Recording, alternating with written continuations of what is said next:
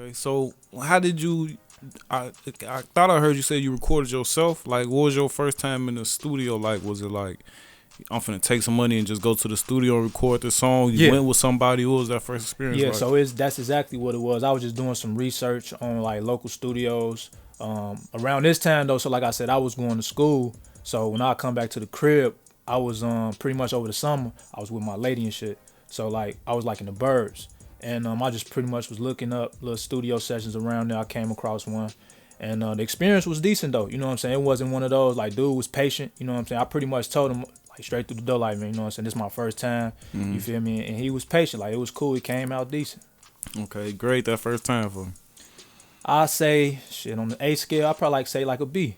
Okay. Then is that music you still? Did you put it out? Is that something Yeah, that you I did. never put it out? So I put it out. You know what I'm saying? So the first, it was actually called what was it called? Off That Remy. That was my first like recorded song. Yeah, it was called Off That Remy. I'm assuming it's about the Remy. Yeah, for sure. Damn, Joe, I'm a tequila drinker, sure. man. But that's dope, man. That's dope, man. So what was your mindset at this point? Was it I'm trying to get put on? I'm just want to make music to hear myself. I just want to make music to show my friends. What at that point? What was your mind state? What was you trying to do with the music? I would say mostly just to let my fans, not my fan, but like my people hear it or whatever.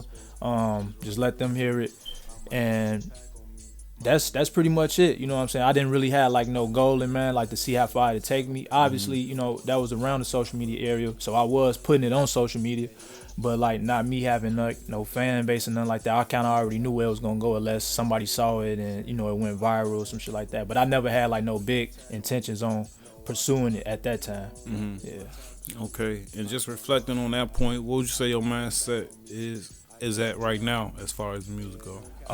It's definitely more growth, more like I feel like I'm more wiser now. So like I'm putting more time, energy, and of course money into it now. You know what I mean? So I think just staying more consistent is like what's driving me and keeping me more like, you know what I'm saying, on my shit to pursue it. And then also, like I said, I wasn't like the way I rap now, I wasn't making music like that back then.